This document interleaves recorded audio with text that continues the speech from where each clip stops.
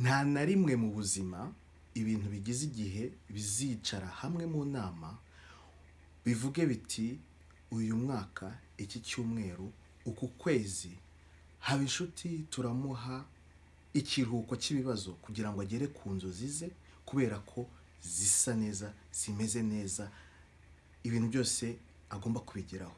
Ntibishoboka.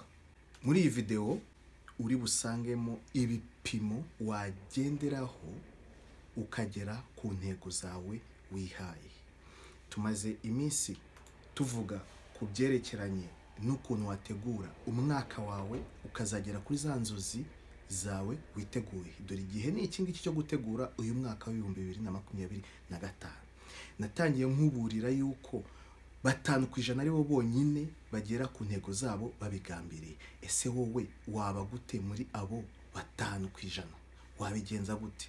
Nibyo twagiye tugarukaho. Muri video ya mbere none twavuze impamvu ki utagera ku ntego zawe.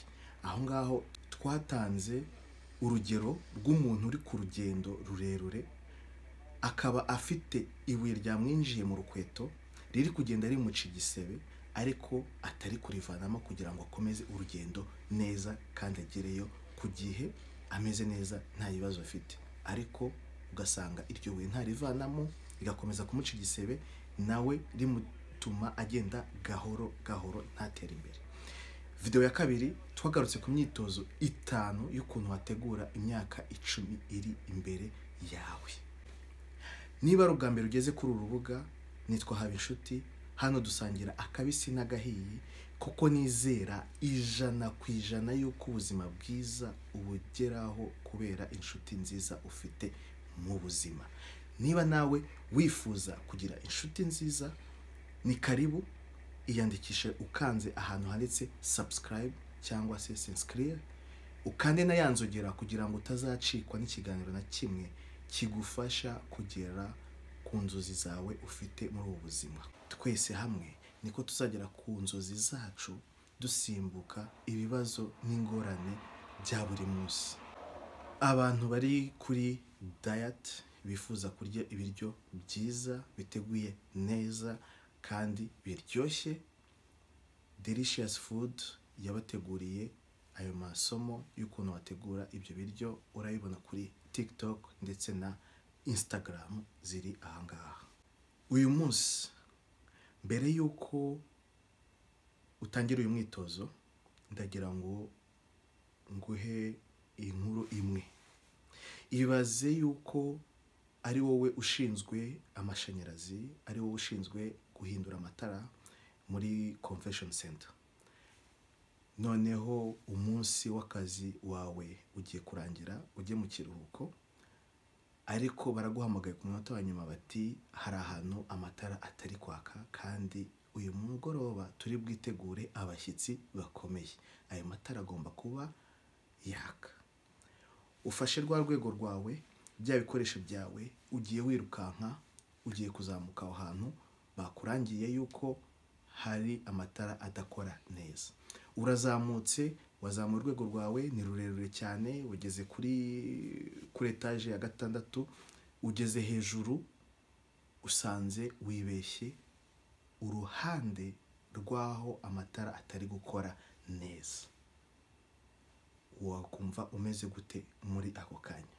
Iminota yakujyanye, indege iri bugusige kubera ugiye kujya mu rugendo rw'ikiruhuko ugiye kujyamo, kandi aho ugiye guhindura amatara ni ngombwa, birakenewe, ariko wazamutse uruhande rutari rwo. Ibyo ni ibibazo abantu benshi bahura nabyo muri ubu buzima. Ugasanga wize ibintu ukeneye, ufite ibikoresho ukeneye gukoresha, ariko wazamutse uruhande rutari rwo rw'urukuta rwaho wagombaga kuba ugiye gukemura ibibazo. Ni ukuvuga uti wafashe intego zawe n'inzozi mu buzima zidahwanye nawe, zidahwanye n'ibyo ushaka kugeraho, zidahwanye n'ibyo wifuza gukemura muri iyi si no mu butumwa wumva ufite muri wowe. Icyo nicyo kibazo turi bukemure uyu munsi. Uyu mwitozo w'uyu munsi, ndagira ngo ufate ikaramu n'urupapuro, ushake akanya amasaha angahe, biterwa nawe kubyumva n'icyo ushaka kugeraho, kuko nicyo cyagufasha mu buzima, aho kugira ngo uzazamuke inzozi z'abandi ntugere ku nzozi zawe bitewe n'uko wazamutse urukuta rutari rwo. Numara gufata ikaramu n'urupapuro wandike ibi bikurikiye. Ni ibice bine. Igice cya mbere urandika ibintu ukunda mu buzima. Nimba ushaka tuvuge urugero kumenya gutwara imodoka kandi ubikunda, urabyandika. Nimba ushaka kuzatembera, ubyandike. Nimba ushaka kumenya imibare, ubyandike. Ibintu wumva ukunze ushaka kugeraho mu buzima, wandike liste yabyo byose ushoboye. Icya kabiri, wandike ibintu byose inshuti n'abavandimwe bakubwira yuko ufitemo impano. Bya bindi bavuga bati ubikora neza kurusha abandi, ese ubigenza gute? Izo mpano zawe zose uzandike, uzishishimure pe, uzandike zose. Icya gatatu, ufate umwanya utekereze. Ese kuri iyi si ni ikihe kintu mbona cyahinduka? Ni ikihe kintu mbona isi ikeneye? Ese ubona yuko isi ikeneye kwita ku mfubyi? Ese ubona yuko isi ikeneye amazi meza? Ese ubona yuko isi urimo ubona ikeneye iki? Ni ibihe bibazo wumva byakemuka muri iyi si, abantu bakabaho neza, nawe ukabaho neza, ibintu bikagenda neza? Nabyo ubyandike, ubishishimure.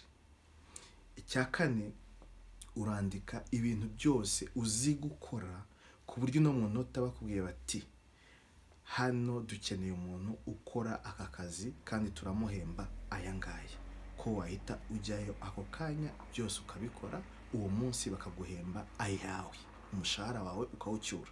Ibintu byose ushoboye gukora ubyandike, ubishishimure. Nimba watwara imodoka ugatwara abantu, cyangwa ugatwara imizigo, cyangwa ugatwara igare, cyangwa ugatwara moto, cyangwa se ukigisha abana, ukabigisha biology, ukabigisha shimi, ukabigisha iki, cyangwa se nimba wakemura ibibazo computer ifite, ukavuga uti iyi computer yinjemo virus ngomba kwivanamo, nkabibakorera, nkabibatunganyiriza.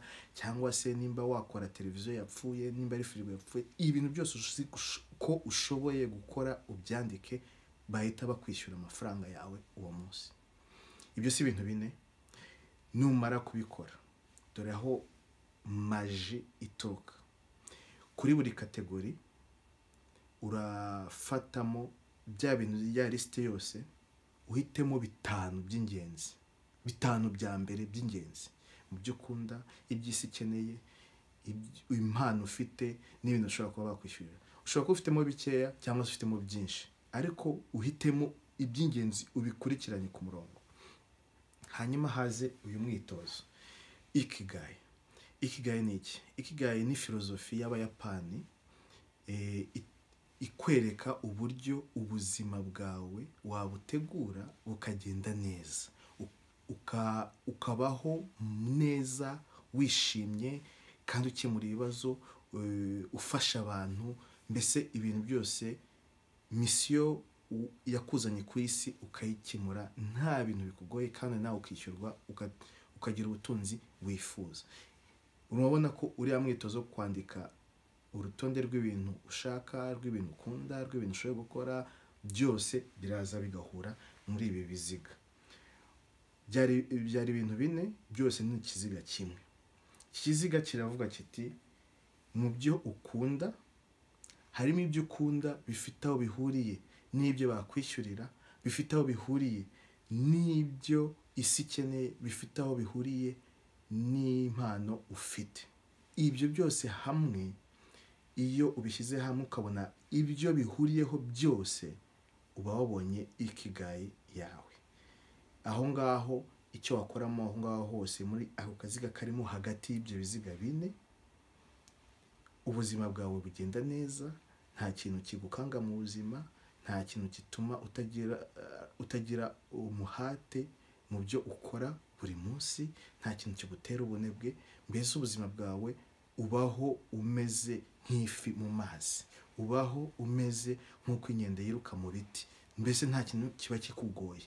hari abantu ujya uhura nabo ugasanga bafite energy muri bo, ukabona ibintu byose bari gukora bimeze neza ukabyifuza. Uwo nguwo aba yaraguye muri ikigai. Ese wowe ikigai yawe wayigera mute? Ni wo mwitozo turimo turakora.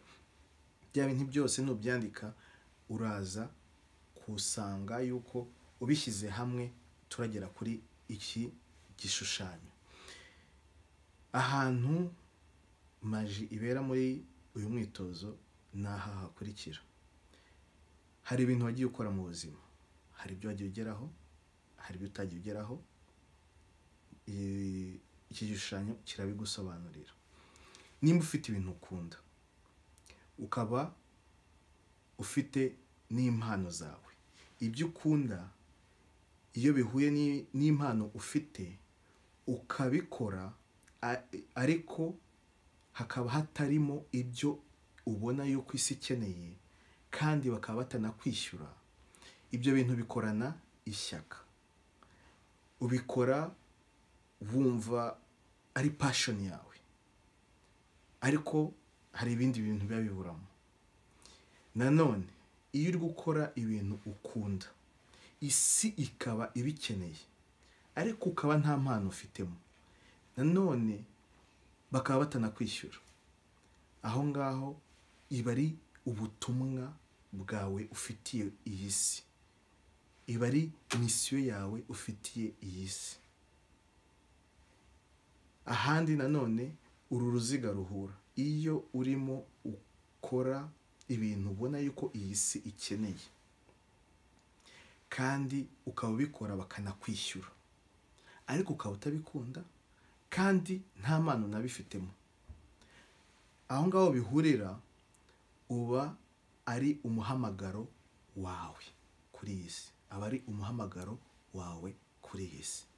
Ni ibintu mbese uri gukora bakakwishyura kandi isi irabikeneye, ariko nta mpano ufitemo ndetse nta nubwo bikunze. Noneho tugende nanone ahandi hanini kurushaho. Ubwo twagiye dufata ibiziga bibiri tukabishyira hamwe, none tugiye gufata ibiziga bitatu, kuko turashaka kugera ahandi aho bya biziga bine bihurira. Ibiziga bitatu aho bigiye bihurira naho harimo ibice bine. Ndajyana guha n'ingero, uragenda ubyiyumvamo cyangwa se ubibona yuko hari abantu babibonyemo. Tuvuga uri gukora ikintu ukunda, nanone ufitemo impano kandi isi irabikeneye, niko ubibona. Aho ngaho uraba uhagaze muri aka kaziga kari hano. Aho hantu iyo hari uba ufite ibyishimo, ibintu ukora ubifitemo impano, urabikunze kandi ubona ko isi bikora, isi ibikeneye. Ni hano, ntabwo ari hano hasi, ni hano hejuru, kuko ni iki kiziga kihuye n'iki ngiki kigahura n'iki. Ni ukuvuga yuko ibintu ukora urabikunze, ufitemo impano kandi n'isi irabikeneye. Icyo gihe ibintu byose ukora uba umeze neza, ufite umunezero, ariko hari ikintu kimwe kiba kibura. Ntabwo ushobora kugira ubutunzi kuko ntabwo babikwishyurira, ntibishoboka. Urabikora ubikunze, urabikora ufitemo urukundo, kandi nanone urabona ko isi bikeneye. Urugero naguhamo, uza abantu bazi kwakira abashyitsi, bazi kuganiriza abashyitsi, bakabafata neza. Ejo n'ejo bundi aho bagiye hose ukubona abantu barabishimiye, kandi abantu bakeneye ko baganirizwa, kuko ibibazo biri hano ku isi ni byinshi, za depression n'ama stress birenze abantu ku buryo bakenera abantu babaganiriza. Urabikora ukanabitaho, ukabafasha, ariko ntawe ubikwishyurira. Ntabwo urahura abantu bameze gutyo, nturahura n'abantu bateye gutyo. Nabo ngabo isi irabakeneye, ibyo bintu barabikora bikunze, nabo bakunda abantu kandi bazi kubaganiriza, bazi no kubitaho, bazi no kubabwira ati wambaye neza, bazi no kubabwira ibigenda neza n'ibitagenda neza, no kubakemurira ibibazo rimwe na rimwe, ariko ntibabishyurira. Naho ngaho niho ibyo biziga bitatu bihuriye. Tujye ku bindi biziga bitatu ahandi. Tuvuge ko uri gukora ibintu ukunda, ibintu isi ikeneye, nanone ibintu wishyurirwa. Haraburamo yuko nta mpano ubifitemo. Nta bantu muzimo aho ngaho. Icyo ngicyo aho ngaho iyo uri gukora ako kazi ufite ibyishimo muri wowe, ariko nta cyizere cy'ejo hazaza ufite, ntago utekanye muri wowe, kubera ko isaha n'isaha umuntu uri buzemo akurusha impano, abifitemo impano, aragutwara uwo mwanya, aragutwara ibyo bintu byose urimo urageraho. Urugero naguha, hari nk'abahanzi babona amasoko meza bakajya kuririmba ahantu bakabaha amafaranga, bakunza kuririmba, isi aho baje bakeneye umuntu baririmbira ubataramira, kandi bari bubishyure, ariko nta mpano babifitemo. Ugasanga ibyo aririmba ntago biri kuza neza, ariko icyo cyashara yakibonye, icyo kirakana ko yakibonye, bamuhembye, ibyo akora arabikunze, arimo arabishyiramo n'umuhate n'ingufu nyinshi, kandi abantu bakenewe ko bidagadura, bakeneye umuririmbyi, aho hantu harahari henshi cyane, agahura n'icyo kibazo yuko nta mpano afite, wumva ntabwo ashobora gutekana na rimwe. Harimo abahanzi muzi namwe mu banyarwanda baririmba bafite icyo kibazo, barahari, nawe urabizi, wakora urutonde rwabo. Ahandi tugiye, ibindi biziga bitatu bihurira, tuvuga tuti barakwishyura ibyo uri gukora, nanone ubifitemo impano, sibyo? Kandi uranabikunze, ariko isi ntago ubikeneye. Uko ubona isi ntago ibyo bintu ibikeneye. Icyo gihe ukuntu wumva umeze muri wowe, ibyo ukora uranyuzwe, kuko bihuje ibintu byinshi, impano bihuje yuko babikwishyurira, bihuje yuko unabikunze, ariko aho ikibazo kiri, wumva ibyo uri gukora nta kamaro bifite, nta kamaro bigufitiye, nta kamaro bifitiye abandi, kubera yuko ubona yuko isi ntacyo ibikeneyeho. Urugero naguha ni uruhe? Tuvuge uzi ibintu bijyanye na shimi, bijyanye no gukora muri laboratoire, hanyuma ukaba wafata ibintu n'ibindi ukabivangavanga bikabyara ikindi kintu, ukaba ukunda kubikora, kuvanga utuntu n'utundi, kandi ukaba ubifitemo n'impano yo kujya uvanga ikintu bikabyara ikindi kintu, boss wawe akishima, bikavuga ati ahangaha tubonyemo business yo gukora. Ariko noneho boss uno munsi yaje arakubwira ati vanga ibi ngibi n'ibi ngibi, kuko birakora igisasu cya kirimbuzi, icyo gisasu kiri bwica abantu, icyo gisasu cya marisi, kandi wowe ntabwo ushaka intambara kuri iyi si. Urumva yuko nanone hari ikintu kizakugonga mu byo ukora kigatuma utanezerwa. Ibindi biziga bitatu ahandi hantu bihurira, tuvuge yuko barakwishyura, isi irabikeneye, kandi ubifitemo n'impano, ariko ntubikunze, uri muri aka kantu. Barabikwishyurira, ubifitemo impano, isi irabikeneye, ariko wowe ntubikunda. Icyo gihe ukuntu wumva umeze, ibintu biba bimeze neza, biri kugenda, ariko wumva utuzuye, wumva ntacyo bimaze, kuko isaha n'isaha igihe haje cya kintu ukunda, ka kazi wari urimo ukora ushobora kugata, cyangwa se ukagasiba, cyangwa se ntiwirirwe ubijyamo. Urugero naguhamo aho ngaho, urugendo rukunda cyane, ni rwa rundi hahandi uri mu ishuri, umwarimu aje kukwigisha isomo ry'imibare, adakunda kwigisha, ariko azi imibare, yifitemo impano, ishuri riri bumwishyure, kandi abanyeshuri bakeneye kumenya iyo mibare, ariko we ntabikunze, ugasanga aguhaye isomo nabi, nawe ya mibare ntuyumvishe.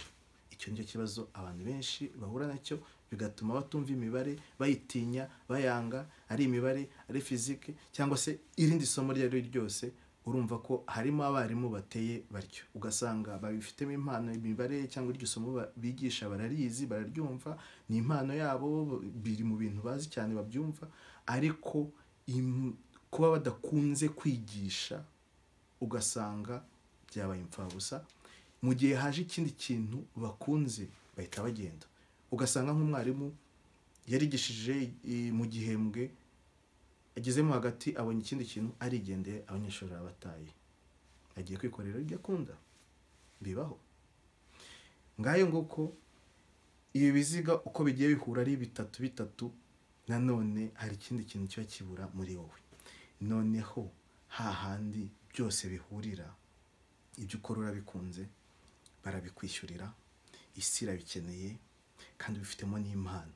Iyo byahuye uba umeze nk'ifi iri mu mazi, woga, nta kintu kiguhangayikishije, urishimye, uridagadura, igihe cyose ibintu biba bimeze neza. Uyu mwitozo urumva akamaro kawo, ugomba kugeramo hahandi hariya hagati mu bintu byose wanditse muri rwa rutonde rwawe, nubihuza ukabibona biragukemurira ibintu byinshi. Niho hahandi usanga nk'abantu bari kuri YouTube babuze content bakreating kubera yuko batakoze no mwitozo ngo babone ahantu ibintu byabo bihuriye, aho ibi biziga mu bintu bakunda, mu byo bashoboye, mu byo bishyurirwa, mu mpano bafite, aho biza guhurira. Kuko iyo bahabonye ibintu bigenda bimeze neza nta kibazo, ukabona bateye imbere mu buryo busobanutse, mu buryo bwumvikana, hahandi buri muntu wese aba yifuza gutera imbere nka kanaka, kandi ubona impande ze zose zimeze neza. Nyuma yo gukora uyu mwitozo urabona ko urawubonye inzira y'ubuzima bwawe. Ahangaha urahita wongera usubira inyuma, nimba wabonye inzira y'ubuzima bwawe aho uri kwerekeza, kuko ikiburamo cyose uzagenda ushaka amakuru, ubone ibyo ushaka n'ibyo ushaka kwiga kugira ngo ubigereho. Nubigeraho uzafasha abantu, uzakemura ibibazo ubona muri iyi si, kandi babikwishyurire kuko bifitemo izo mpano. Impano umuntu arazikoresha, arazigira, akazishyira mu bikorwa kugira ngo impano ikomeze ikure, uvumbure n'ibindi. Iyo ubikunze urumva nawe ibintu byose, ubundi ntago wagombye gukora akazi ukoresheje ingufu gusa nta rukundo. Mujya mubyumva yuko nka ba Steve Jobs bagiye bavuga bati igihe ibyo ukora bikunze ibintu byose bigenda neza. Uba umeze nk'umuntu unyonga igare ahantu hamanuka, ariko igihe nta rukundo rurimo byose birapfa. Ntago akazi kakagombye kuba ikintu kikugoye, ikintu kikuvuna. Ubundi akazi mu gifaransa byita travail, biva mu kilatini aho bivuga yuko ari ikintu ushyiraho ingufu kugira ngo gikunde, gikore, ariko ubu iyo shyizeho stress zirenze icyo biba bigamije. Urumva uba uri gukora akazi ukoresheje ingufu zirenze izo wakagombye kuba ukoresha. Ariko muri iki kinyejana n'ibintu umuntu ahura nabyo, hari akazi wakora katagusaba izo ngufu zirenze izigombwa, maze ukabaho neza mu buzima bwawe. Uragaruka inyuma ukora no mwitozo twabonye muri video ya kabiri, aho ureba nicyo ushaka mu buzima, uzaba muntu ki, uzavanamo iki, uzasangiza abandi iki, uzajya hehe. Ibyo byose twabigarutse muri video ya kabiri, ntabwo mbitindaho. Uyu mwitozo nanone kandi ikindi ugufashamo no gutegura intego zawe z'imyaka 10 iri imbere. Umwitozo tumaze kubona wa Ikigai ugutegura ubuzima bwawe, uyu nguyu ukagufasha imyaka 10 iri imbere, ukagaruka kugeza igihe ubonye ibyo uzayikora mu mwaka umwe. Akaba ariho tugarutsemo hano za ntego bita ngo SMART: specific, measurable, achievable, kandi ziri real no mu gihe. Nibyo tugenda tugarukaho. Uyu munsi twagarutse ku bipimo byawe, uzajya ubimeasuringa gute. Urumva nimba wafashe intego z'ubuzima, ugafata imyaka 10 iri imbere ibyo uzakora, ukongera muri iyo myaka 10 wamaze kubishyiramo, ugafata uyu mwaka ugiye kuza 2025 ibyo uzakora ukwezi ku kwezi, umunsi ku munsi, icyumweru ku cyumweru, byose wagiye ubishyira hamwe. Nagiye mbaha ingero zitandukanye, ariko bitewe n'ibyo wowe wahisemo, ahangaha birahita bikorohera kuvuga uti aya mezi 12 agiye gukurikiraho nzakora ibi n'ibi n'ibi. Mu bipimo uzashyiramo uzavuga uti mu mezi 3 ngomba kuba ngeze aha, mu mezi 3 akurikiraho aha, 3, cyangwa se buri kwezi ngomba kuba ngeze kuri ibi. Bizakorohera kubikurikirana. Nimba ushaka kuvuga uti ndashaka kubika amafaranga agera ku bihumbi 24 by'amadolari n'urugero mu myaka 3, ukayagabanyamo ugasanga yuko buri mwaka, buri kwezi uzajya ubika amadolari 666 n'ibice 67. Urwo ni urugero rworoshye rw'imibare ko byoroshye kwito ubibara gutyo. Uzavuga uti mu mezi 3 akurikiranya nzongera mfate ikaramu, mfate account yanjye mbikamo ayo mafaranga, ndebe ko hariho ibihumbi 2. Niba bitariho, bizaba bivuga yuko hari ahantu nabyiciye. Ni hehe? Usubira inyuma. Urwo ni urugero rw'imibare byumvikana nimba ufite intego yo kubika amafaranga. Ese tuvuga urundi rugero, urashaka kugira ubwenge, kumenya gukora ibi n'ibi mu byo ushaka kugeraho mu buzima. Nimba ushaka kumenya ubwenge, tuvuge muri chemistry cyangwa se biology cyangwa se philosophy, icyo ari cyo cyose icyo ushaka guhitamo, cyangwa se marketing cyangwa se sales, icyo ushaka guhitamo, uvuga uti uyu mwaka nzasoma ibitabo 52. Ni ukuvuga yuko ni igitabo kimwe buri cyumweru. Ibyo bitabo nzabihitamo gute? Ibyo bitabo nzabihitamo nkurikije abantu ba mbere b'abakire cyangwa se babigezeho, b'abacuruzi bakomeye uko babigezeho. Uhitemo ibitabo bya mbere muri sales cyangwa se muri philosophy cyangwa se muri chemistry. Ibitabo 20 cyangwa se nimba ari 10 cyangwa se nimba ari 20, umubare ni wowe uhitamo kubera ko ufite intego ushaka kugeraho. Hanyuma uvuga uti buri kwezi nzajya banasomye ibingana gutya, nzaba nakoze imyitozo irimo muri ibyo bitabo, nzaba nabishyize mu bikorwa kugira ngo mbigereho. Mu mwaka uzajya kurangira wakoze imyitozo myinshi, wagerageje ibintu byinshi, wabigezeho ubwo bumenyi, wabumenye, wabaye umuhanga. Urumva ko nafashe ibintu utekereza yuko bidashoboka, njya no ku bindi ibyerekeranye nuko bishoboka. Urundi rugero noneho ntago harundi rw'ikindi kintu udashobora gukoraho, udashobora kwiyumvisha. Tuvuge tuti uri umuntu usenga, ukunda ushaka spirituality yawe ushaka kuyigeza ku rundi rwego, ushaka kugera ahantu wumva yuko umwuka wawe uteye imbere, mbese hari urwego ushaka kugeraho. Kuvuga uti mu mwaka umwe ndashaka ko nzaba ngeze nkaho, tuvuga urugero, pastor ageze mu mwuka, cyangwa se imam, cyangwa se ababuda, cyangwa se biterwa na spirituality yawe yari. Hari intambwe ugenda utera mu buzima umunsi ku wundi, ibyo ugomba gukora, amasengesho ushobora gukora ku munsi, kuki umuntu yiriza iminsi 2, kuki umuntu yiriza iminsi 3, kuki umuntu yiriza icyumweru, kuki umuntu asenga amasengesho angana gutya mu cyumweru. Iyo ibyo byose wabiteguye mbere, ubikora bitagutunguye kandi utari cya cyemezo ufashe ku munota wa nyuma, ari uko ari ibintu wateganyije igihe mbere y'uko umwaka utangira. Ntuzongere gukora ikosa na rimwe ry'uko umwaka ugiye gutangira hanyuma uvuge uti nzagera kuri ibi ngibi muri uyu mwaka mu gihe utabiteguye mbere.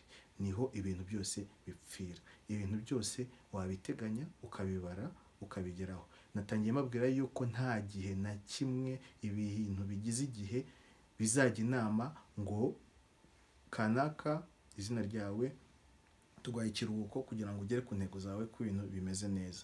Ntibishoboka. Imvura izagwa igutunguye, neje izagwa ku bantu baba hanze, izuba rizaba ryinshi, ivumbi rizaba ryinshi, umuhanda uzafungwa. Hari ibintu byinshi udashoboye gukontorora mu buzima bwawe bizaba bikakubuza kugera ku byo ushaka kugeraho. Ariko niba warabyiteguye mbere, ibyo bintu bikaba, uzabona uburyo ushobora kubinyuraho ukagera ku byo wifuza. video yabaye ndende, reka tugarukiriza ahangaha. Icy'ingenzi cyari uko umenya gukora uriya mwitozo, ukamenya impamvu, ukamenya aho bikuganisha. Dore aho tugeze muri kimwe cya kabiri kibikubiye muri iyi myitozo, uburyo wategura umwaka wawe ukazagenda neza. Uyu munsi twabonye ibipimo ugomba gushyiraho kugira ngo upime inzozi zawe buri gihe kandi ibintu bihoraho. Nimba wageze ahangaha wakunze ibyo wabonye muri iyi video, sangiza ubu butumwa bagenzi bawe bakore nayo y'imyitozo, nabo bibafashe, kuko nibatera imbere nawe uzatera imbere, twese dutera imbere tugere ku nzozi zacu. Niba kandi hari icyo tumvishe, wasubira inyuma ukakireba cyangwa se ukabaza ikibazo, comment n'ikibereyeho nanjye nzagusubiza. Nimba hari urugero ushaka ko tugukorera, nabyo tuzabikora. Icyo wifuza cyose sangiza, dusangire akabisi n'agahiye. Hanyuma tuzakomeza ubutaha dukore n'ibindi, kuko haracyari iyindi myitozo yo gukora, kubera ko umwaka ni muremure kandi tugomba kugera ku ntego zacu. Reka mbasigire indi video y'ingenzi. Ni video nakoze mu myaka ishobora kuba ari 5 ishize, ivuga y'ukuntu watangira business nta mafaranga. Abantu barabisuzugura, nzongera mbigarukeho mbibabwire yuko ushobora gutangira business nta mafaranga ukoresheje. Ntago amafaranga ari cyo ukeneye cyane muri iyo business, ahubwo amafaranga aza akurikiye ubushobozi bwawe. Mu guteganya intego zawe, niho uteganya ubwo bushobozi uzabukura he, niho ya mafaranga azava nyuma. Ariko business uzakora wayiteguye ute, bimeze bite, ufite ubuhe buhanga, ufite ubuhe bumenyi, ufite izihe nshuti, ibintu n'ibindi. Ngaye nguko mugira umunsi mwiza. Murebe izo video zindi. Niba utarerebye video ya mbere n'iya kabiri zigufasha gutegura 2025, umwanya n'uyu nguyu, wasubira inyuma naho ukarebamo ubutumwa bw'ingenzi burimo, imyitozo y'ingenzi irimo, ukayikora maze ukabigeraho. Umunsi mwiza.